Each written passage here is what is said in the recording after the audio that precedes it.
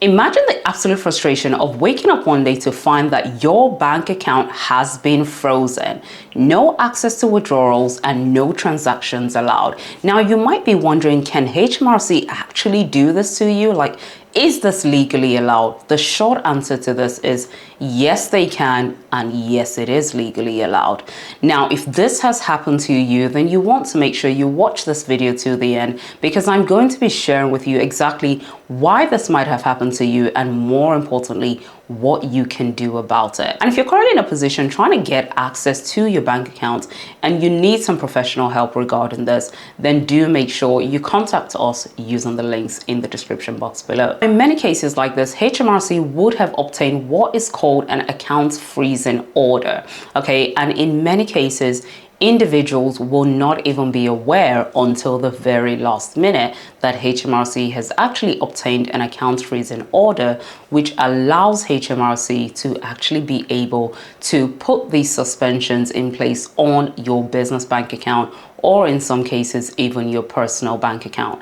Now, the reason they'll usually do this is when they suspect any kind of suspicious activity and any kind of fraudulent or criminal activity. So it's very important to be aware of the fact that you might not actually have any prior knowledge of this happening to you until the very last minute. You might be wondering, what exactly is the purpose of an account freezing order? The purpose of an account freezing order is to basically restrict any access to withdrawing from or making any transactions within that particular bank account. Okay, and there's usually at least a minimum time period of at least 1 year where this freezing order will be in place, and it will prevent you as the business owner or the owner of that account from actually accessing the funds within that bank account.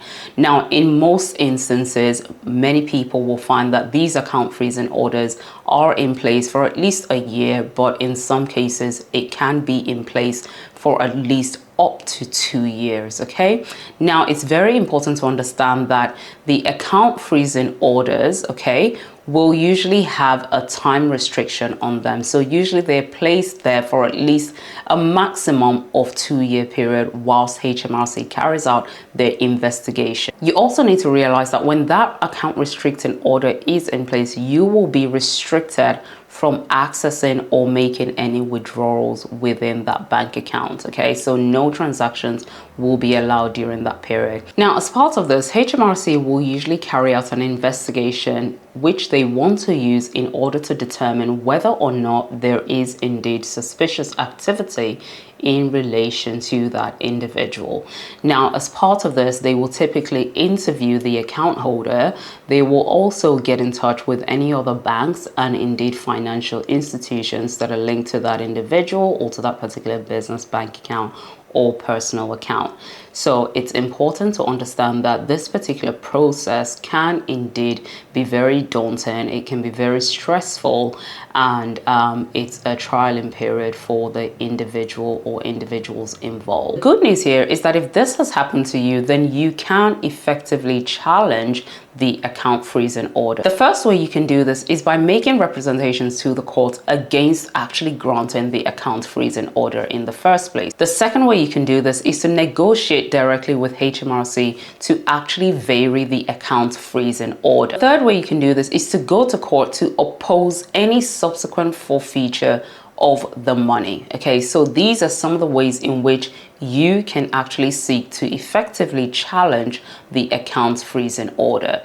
Now, having a freeze on your business's bank account or indeed your personal bank account can be an extremely stressful period for the individuals involved. HMRC account freezing orders can present significant challenges for the individuals involved. If you're in this situation, then you will need to seek professional advice. You can contact us using the links in the description box below, or indeed visiting our website, so that we can actually discuss with you the best and tailored approach for you to take to ensure the best possible outcome.